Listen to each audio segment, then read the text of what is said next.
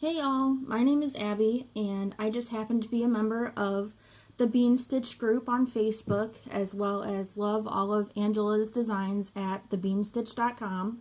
And I know a lot of folks have trouble figuring out how to do their first bean stitch.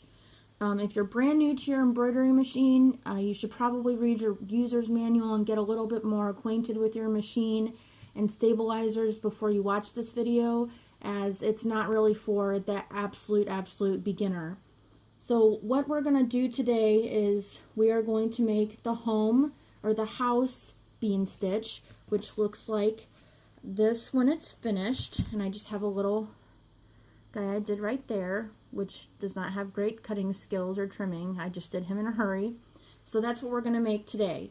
Now, I have the PDF open that comes in your bean stitch file, and step one is to hoop your stabilizer. So that's what I've done here. I have a tearaway hooped. This is a PE 770 with my 5x7 hoop.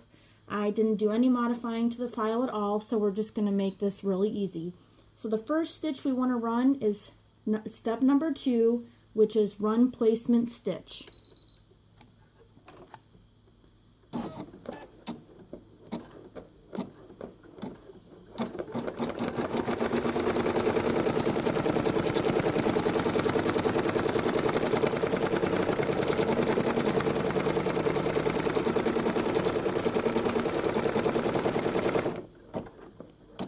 Okay, now that the placement stitch is done, we move to step number 3, which is place fabric, felt, or vinyl. I'm using just some plain white marine vinyl. You can see here. You can see on the back that it has the red lines and markings, which is generally a good telltale sign that it is marine vinyl. So sometimes I use a basting spray, or sometimes I tape this, but since we're just doing one bean, I just go ahead and place it where it belongs. And then we do step number 4, which is run the tack down stitch.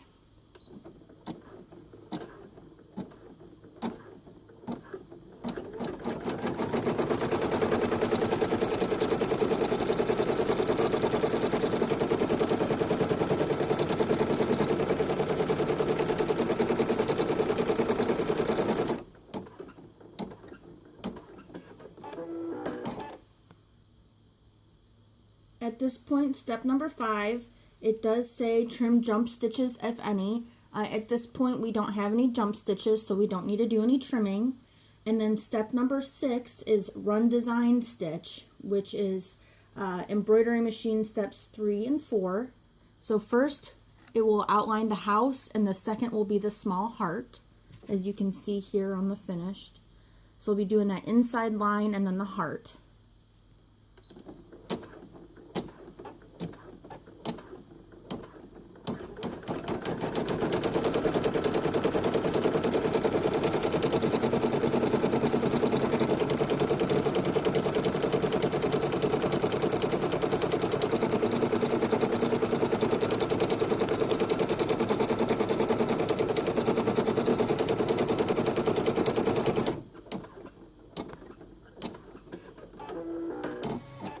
Then the heart.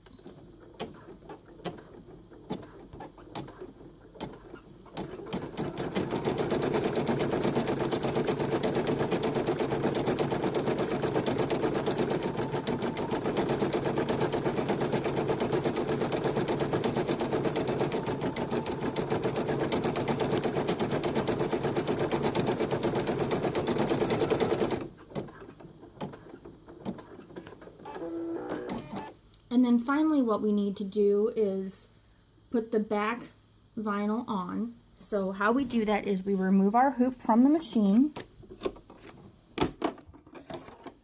and then here's the back. I have a little bit of nesting going on because I didn't grab my threads. Now what we do is we take our other piece of vinyl that we've cut for the back, which is this right here. We place it over our design and tape it down. I tend to use painter's tape because it doesn't leave any residue and it's easy to peel off of there.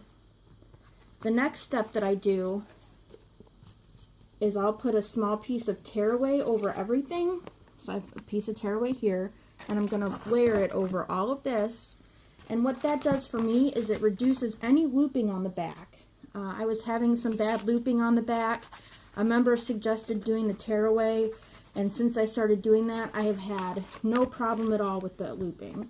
So here you can see I've got everything layered on the back there. So we'll put the hoop back on the machine, and then we do that final stitch that will put everything together.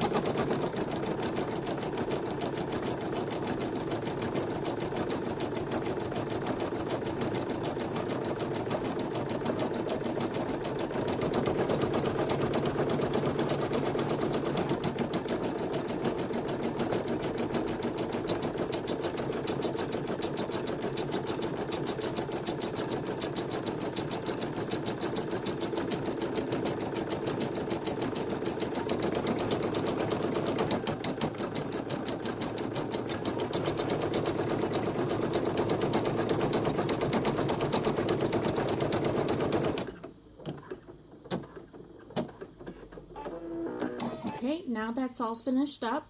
What we'll do is we'll remove this from the machine, and I'll show you the back. Oops, let me scoot the camera out a little bit so we can see the back here. So here's the back. As you can see, I don't have any loops.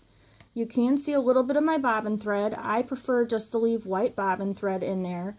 I haven't had any complaints from customers, so I just leave it. It's easier for when you're doing a couple different designs and initials with different colors, so I just tend to leave the white in there.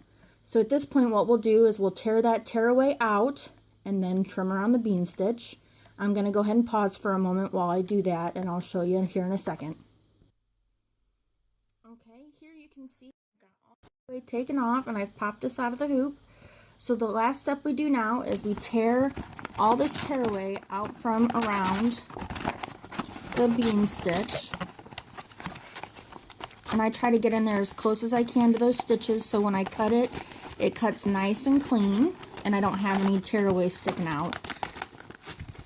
I'm a little crumply with my tearaway. Some people are a little bit more gentle and conservative, but I just put it in a pile and then I reuse my scraps later.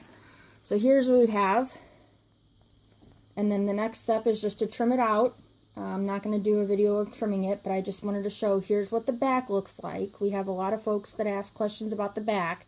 You can't see any of that stitching there. It's just the finished stitch. And then there's the front. And then we'll add a cam snap. Thanks for watching.